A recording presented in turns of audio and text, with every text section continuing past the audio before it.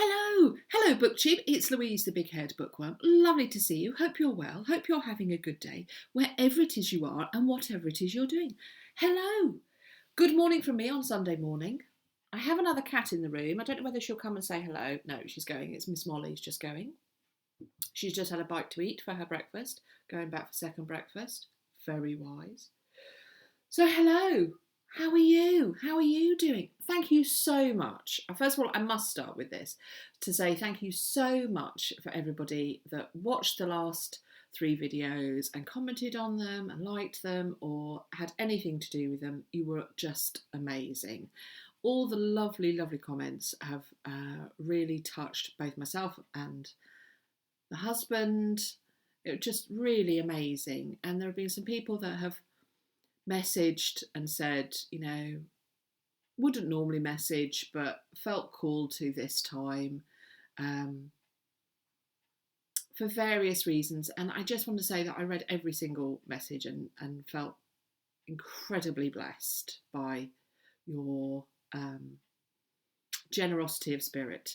Just amazing. So you are amazing people. And thank you everybody that put flower emojis on the last video. It was more than 3. That really did surprise me. So yes, well done to everybody. You are my favourites. Anybody that watches my video is my favourite. I've just seen another book that I was going to show you, and it's over there. I'm going to have to go and get it. Bear with. It's a good start, isn't it?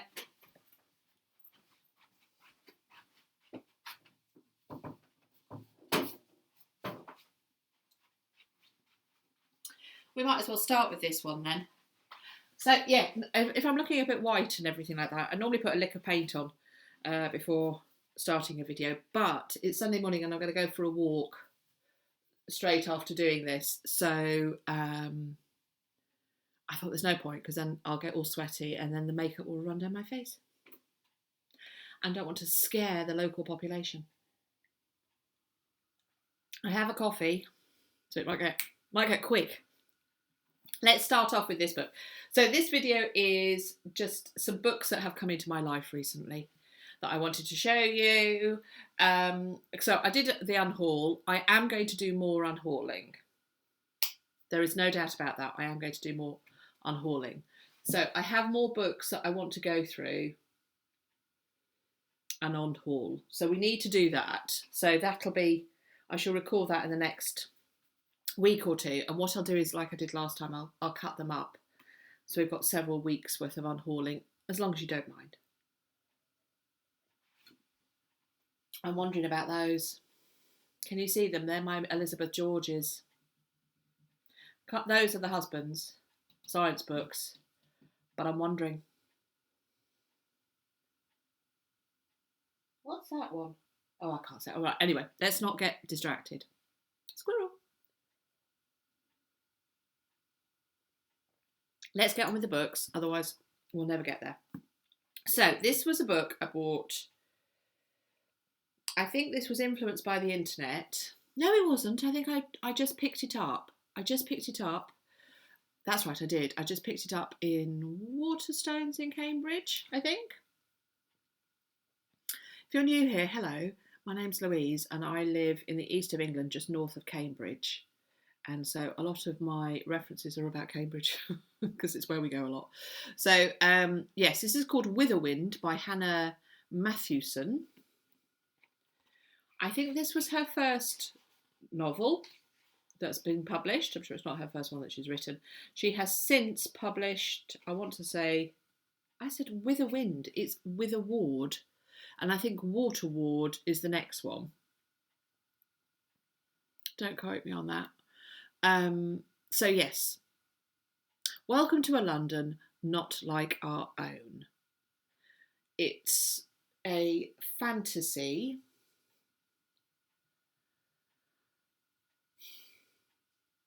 It is a kind of a YA fantasy.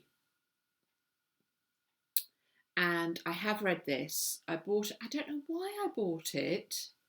I don't know what it was that suggested to me. I do love that cover. That cover is kind of, would draw me in. I do like that cover. So it says, "Welcome to the Witherward and to a London that is not quite like our own. Here it is summertime in February. The underground is a cavern of wonders and magic fills the streets. But this London is a city divided, split between 6 rival magical factions, each with their own extraordinary talents. And the alpha of the changeling, Gideon Ravenswood, has gone rogue, threatening the fragile accords that hold the city together." So it is obviously the first in the series. I don't know how long the series is planned to be. So the second one has been released. This was a radiotherapy book for me. So I took it when I was taking the husband for his radiotherapy. So he had 6 weeks of radiotherapy every single day. So the last 4 weeks, I think I took him every day. And so it was a question of going there, waiting, then he would go in and have it, and then bringing him home. So I had at least kind of half an hour every day where I'd sit and just read. So this was one of my radiotherapy books. I liked the, what did I like about this? I liked the magic. And I liked the world building. That was good. It showed the world off well. It built it in a way that it didn't feel like you were given masses, but it built steadily until you fully understood it. Mainly because there is this one character, Isla, and she goes from our London to the other London through a portal, and so things are explained to her, so it's using that as the device. It's reminiscent of several other books, and that's where I feel that it struggled. There was 1 or 2 characters I really liked, and I quite liked their naughtiness, so they were kind of grumpy and naughty, or had a bit more about them, and I liked the magic styles and how it was done and the various ways that they could use the magic and stuff like that. I did like that. But it was too reminiscent of other books. In particular, it was V. Schwab's A Dark Shade of Magic. Is that the right title? It is early in the morning. That's what's doing it for me. I think it's A Dark Shade of Magic, isn't it? It's her first one of the trilogy. It really, I think it's the multiple Londons, the flicking in between the Londons. It did definitely have echoes of that. I think V. Schwab's writing is colder than this. This had a kind of a warmer tone to it. I felt this one was slightly easier to get into, and the characters were warmer. However, I think V. Schwab's writing is better. That's not to say Hannah Mathewson isn't a good writer. It's just there was the comparison there, and if you have that kind of comparison, somebody will suffer, and unfortunately it was Hannah. If I had the second one there and then, I would have launched into it, but I didn't, and now I'm thinking I probably won't. So yeah, sorry about that, but it was actually quite a good fantasy. I'm actually going to keep it just in case that the boy ever wants to read it, or maybe I'll be drawn back into it. I don't know. Let me show you a new bookmark I've got. Look at that. I really like anatomical pictures, and I just find it fascinating. The human body to me is a fascinating thing, even more so after all that we've gone through and watching how the husband's healing and what that looks like. And so I've got this most beautiful, it's a lovely wooden bookmark with this most beautiful depiction of the heart. I got this from a lady it's an Etsy shop, and she's an embroiderer. It's called Ambroidering, and her embroidery, and she does woodcut, and just her artistry is phenomenal. So yeah, if you're interested in that, I'll leave her details down below. So in the unhauling books, I was talking about Sarah Dunant. And look what the husband bought me. It's the birth of Venus, not the birth of Venice, as I kept saying. He said, I thought I got the wrong book because you kept talking about Venice. And it's like, no. So in the unhauling books, I was going through the books and I found Sacred Heart, she says. Sacred Hearts. by Sarah Dunant, which I really enjoyed. And then I realised that she had 2 other books in her Italian Renaissance series. And one of them is The Birth of Venus. I have started it. And I bought myself, which is amazing that the husband bought me that one and I bought this one, In the Company of the Courtesan by Sarah Dunant. So these are the other 2 books in her Italian Renaissance series. They don't go along. They're not connected apart from it's from the same period of time. So this one's about art. So this has got art in it. A painter from Northern Europe comes back to the family and to decorate the family chapel. And then this one is about a courtesan. Escape the Sacre. It's 1527. Again, this is Venice as well. Yeah. So I've got those 2 to read, which I've already started. Already started that one. Very excited. These 2 are from the mother-in-law. My mother-in-law passes books along to me. Sometimes I know the book is not going to be something I'm going to want, and I think there's one here. In fact, I'm sure of it. I spotted it earlier. You know, I was saying that she keeps giving me Michael Connolly's. I've got another one upstairs. She keeps passing me Michael Connolly hardbacks, which is such a lovely thing. However, I'm not going to read it, but yeah. Dark and Sacred Night. So she's also passed on this one, which I do fancy because it's a spy book. And if you've been with me any length of time, so it's got a label on it, I'm going to have to try and remove that. Labels on books. If you've been with me any length of time, you know that I like spy books. I like a spy book. I really do recommend people try Ian Fleming's James Bond's because they are just such good read.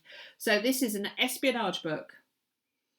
It's Mick Herron, Bad Actors. Politics is a dangerous game. And so apparently my sister-in-law isn't that keen on it. However, my mother-in-law really enjoys this. A key member of a Downing Street think tank. Sorry, let's start that again.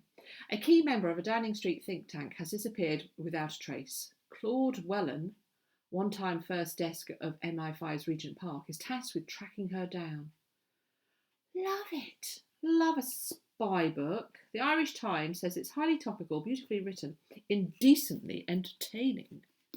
I love anything that's a bit indecent. So the New Statesman says it's the foremost living spy novelist in the English language. That's a bold claim. Bold. There is no greater damage you can inflict upon a state than ensure it is led by an idiot. Ooh. Interesting.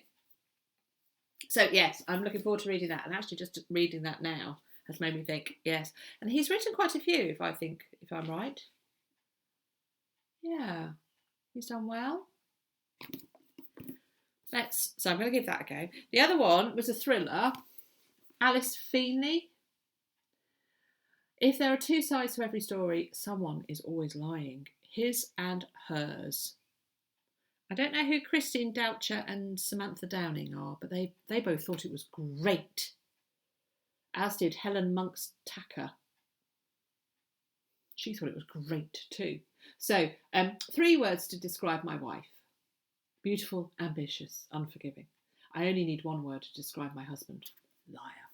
So, yes, interesting. It looks like it's quite a big font. Looks like it's going to be an easy, quick thriller to read. So, I think when I need a palette cleanser, that has got palette cleanser written all over. These next 4, rattling through these, are we all impressed? These next 4 are books that I have been influenced by the internet. And that was actually somebody saying on Instagram that they really liked that. So this is Crossed by Emily McIntire. It's a Never After novel. which is quite a long series, isn't it? Somebody on Instagram said that they're really good. He is righteousness, she is sin. I say. So this is a retelling of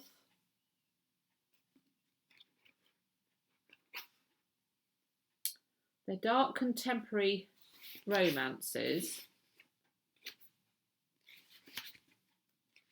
Is this a retelling of the Hunchback of Notre Dame? I don't know. It's a retelling of something. I shall find out. Crossed. The reason I say that is because it's got kind of a church bell on it. So that's why I was thinking that. Yeah. So it's a...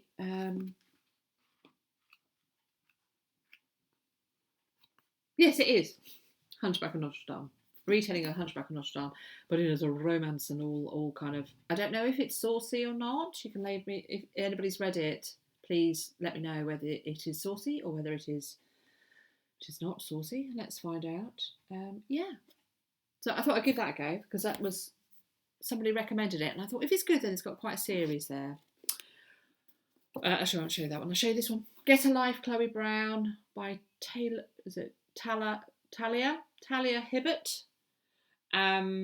It's a perfect feel-good romance. TikTok made me buy it. Somebody I watched on YouTube, What Victoria Read. I watched her and she was saying how much I think she'd got the second one in the series and she said how much she enjoyed it and it was a really quick romance. So I thought I would read that and I love that cover. That is a jolly cover. So Chloe Brown is a chronically ill computer geek with a goal, a plan and a list. But after almost but not quite dying, she's come up with a list of directives to help her get her life. Enjoy a drunken night out, ride a motorbike, go camping, have meaningless and thoroughly enjoyable sex, travel the world with nothing but hand luggage, and do something bad. So, that sounds fun. And Helen, is it Huang, who wrote the Kiss Quotient, which I thought was lovely. Loved every page. So that should be fun. I look forward to reading that. I think that looks a fun one. Now, here we go. Came a bit close then. Sorry about that. I bought this in The Works, which is a discount bookstore. And I bought it as a hardback, even though it is out as a paperback, because they had the second one as a hardback as well. I thought, if I enjoy this, then I'll like it. And also, one of the people on the back who has said how good it is an author I like. Fourth Wing by Rebecca Yarros. And it was Nalini, oh my word, Nalini Singh, who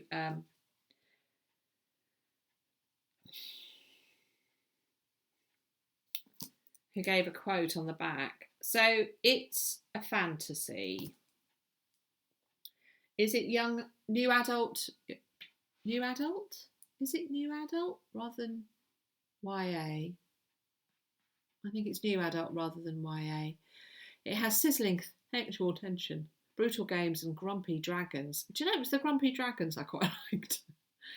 So yeah, I've read 7 pages. And I don't know, I kind of went, it feels derivative of other books. And I think that's what I kind of got. And I've seen so many comments about the second book, which I can't, what's it called? Iron Flame, the second one in the trilogy. So many people saying how disappointing the end of that is. I'm not sure I want to... There's Blackbird looking at me. Hello. She'll nod at it. I'm not sure I want to give time to it if I'm not going to then read the next one. But if this is fun, then I quite fancy reading it. I don't know. I kind of want to read it, but then I don't want to read it. So I feel all in a quandary about this. And the thing is, if I am going to read it and like it, then I'm going to want to have the second one in the hardback, which I could get from the works at the moment, but I don't know when that will go.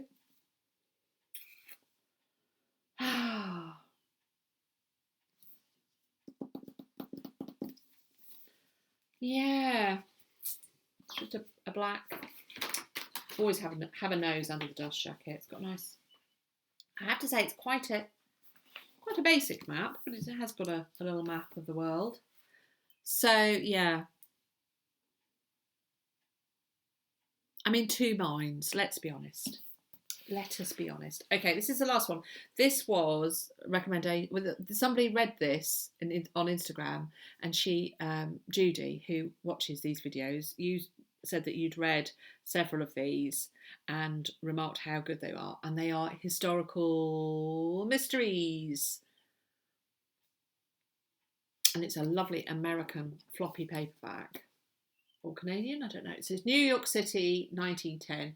Invisible until she's needed, Jane Prescott has perfected the art of serving as a lady's maid to the city's upper echelons.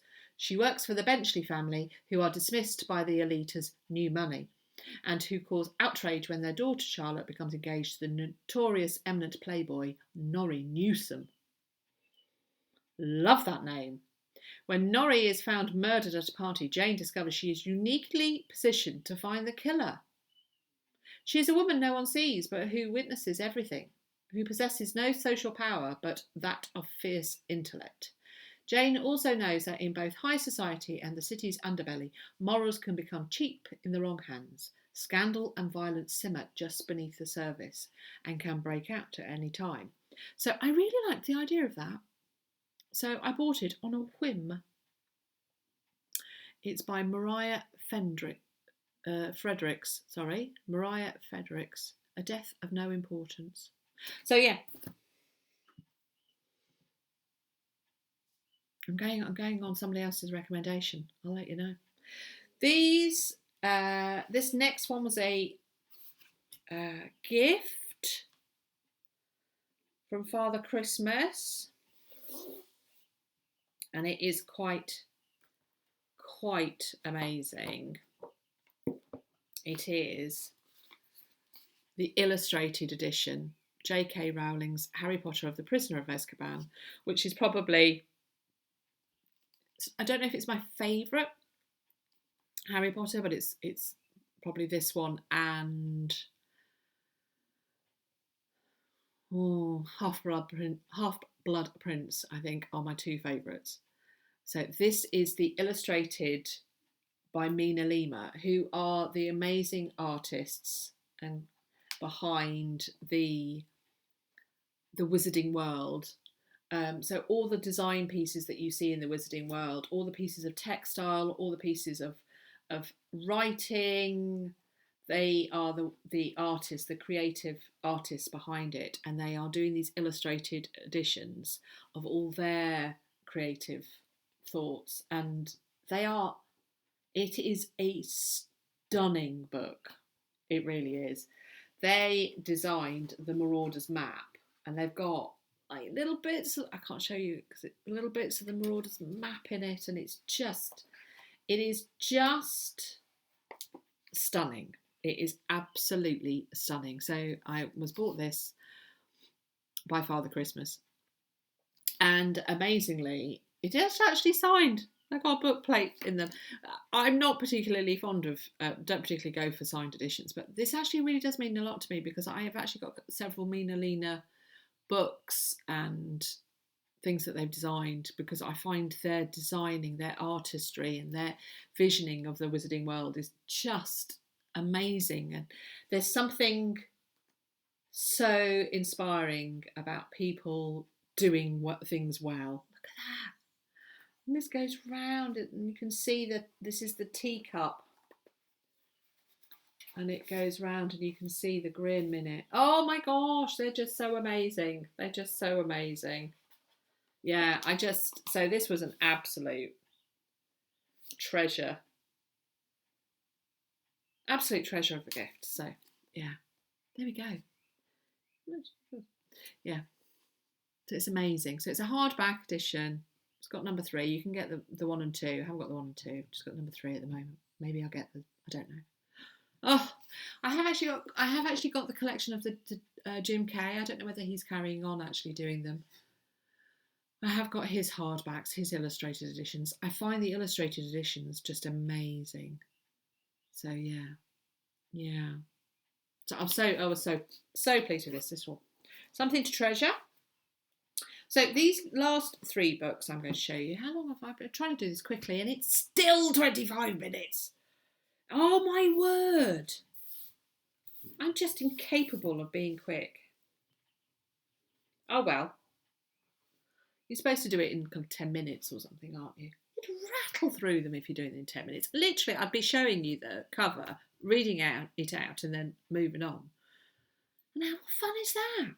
So these last 3 I would show in Yarn Chat, but I'm not doing Yarn Chat at the moment because I don't have the bandwidth for it.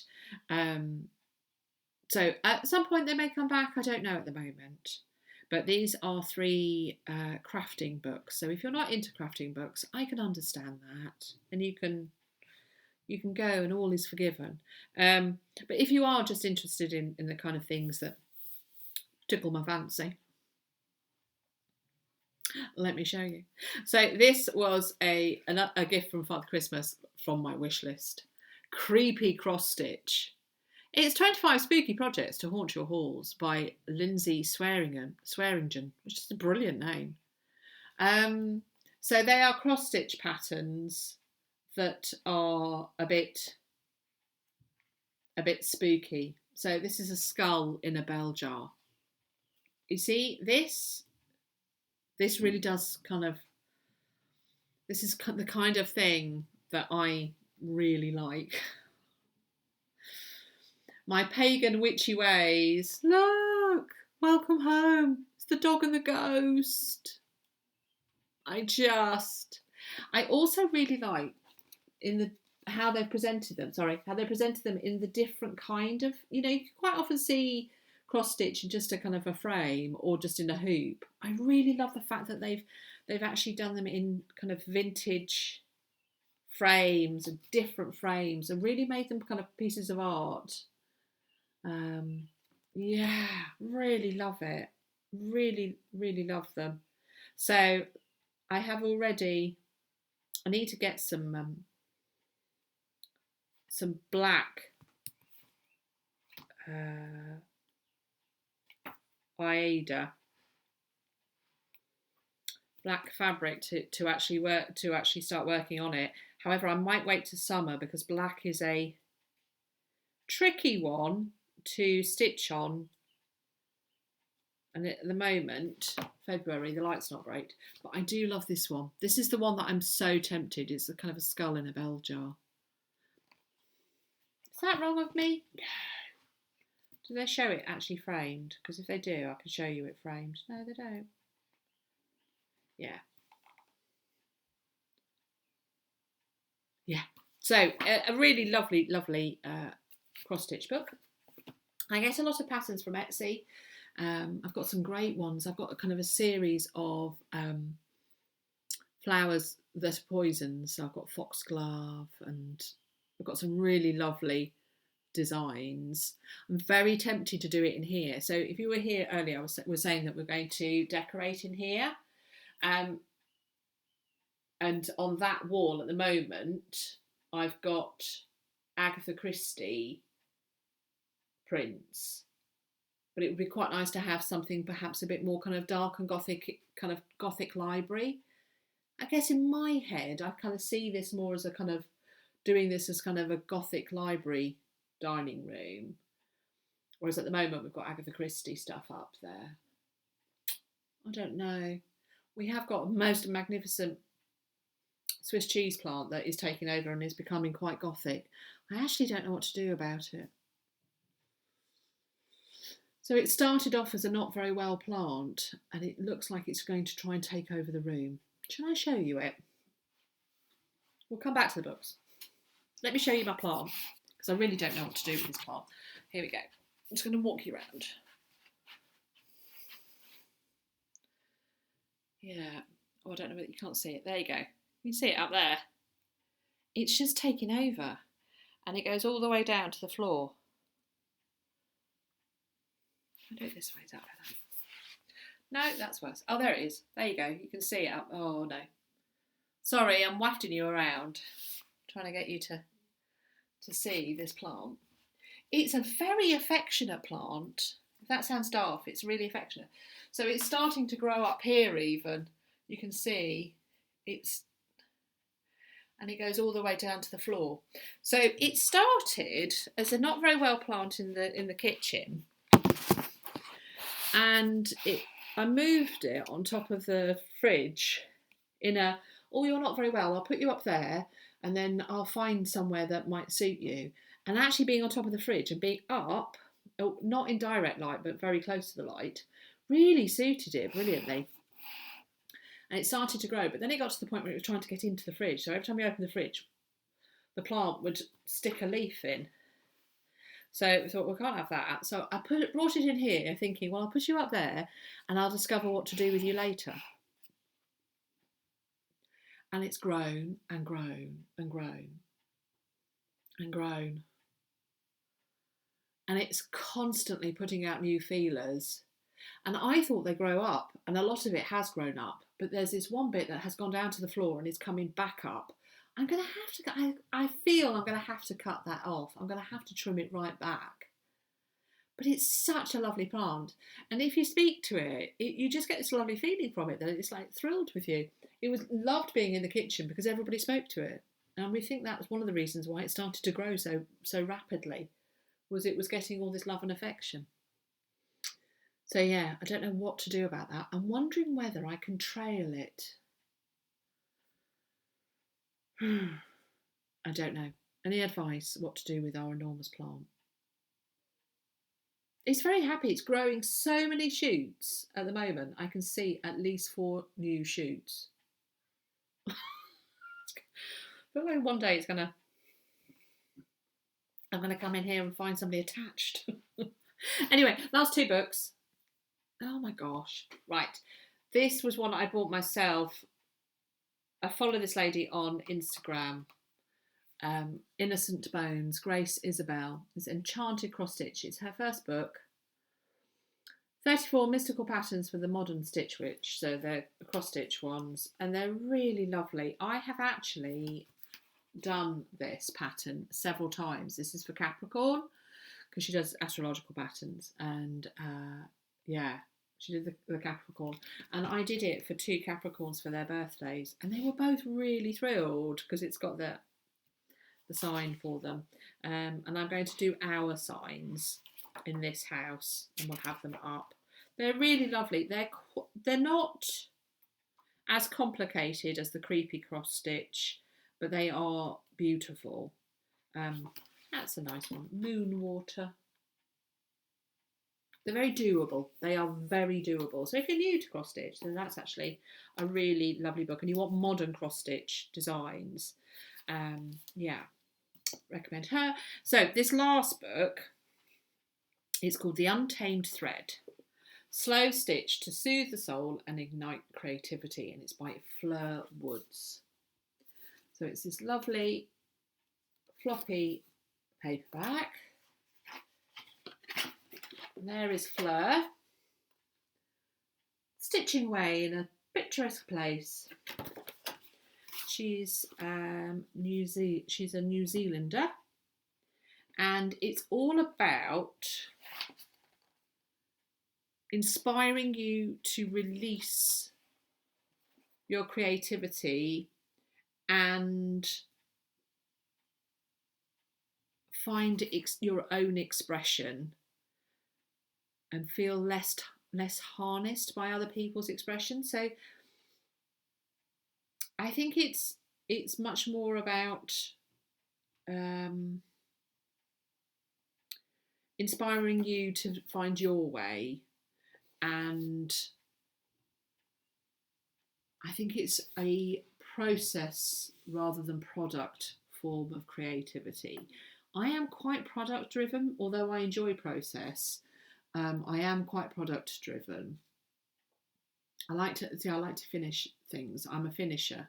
I'm a completer finisher. So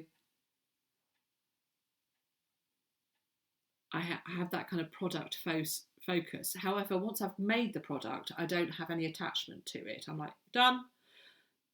And then you kind of go, I can give it. I think that's why I can make and give away, because I'm not so attached to things. You know how some people are like, I've made this, therefore I need to keep everything. I'm like, no, I can make it and then give it away. I don't feel that massive attachment to stuff. So maybe I am more process than product. Anyway, wittering on.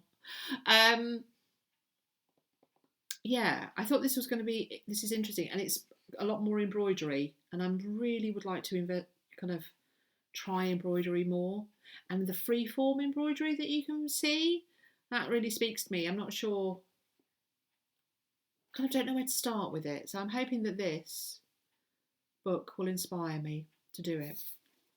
I'm struggling with my reading. Having shown you all these books, I'm actually struggling with my reading at the moment. I'm struggling with kind of focusing and kind of settling and focusing. I also, if it's not grabbing me immediately, I'm not willing to kind of work. And some of the best books, you do have to kind of give time. So, yeah, I'm hoping that now the dust has settled with the cancer, with my husband's cancer, and that we're in recovery, hopefully things will settle down and I'll have more brain space, more willingness to give things a go. But yeah, I'm still hopelessly devoted to all my books and to reading. I'm just not doing masses of it at the moment. Yeah. How are you? Are you okay? I hope you're well. And if you got to this point in the video, which is 36 minutes in, nearly 37 minutes in, you are a hero, quite frankly, to manage to sit through all my witterings this morning. I'm going to show you a stack. It's not the full stack. There we go. Oh, that's glittery. Love. Oh, look at that. Them up. There we go, friends. Here we are. That's some of my books. Those are some of the books that have come into my life recently. I hope that's been fun, and maybe there's been something there for you that you've been interested in, and then you've added onto your wish list, or you've just made a mental note that when you next see it, you'll be tempted. If you've read any of those, then please drop me a line and tell me about it in the comments below. I love to read your comments. And yeah, this has been absolutely lovely, BookTube. Let's do this again. Bye.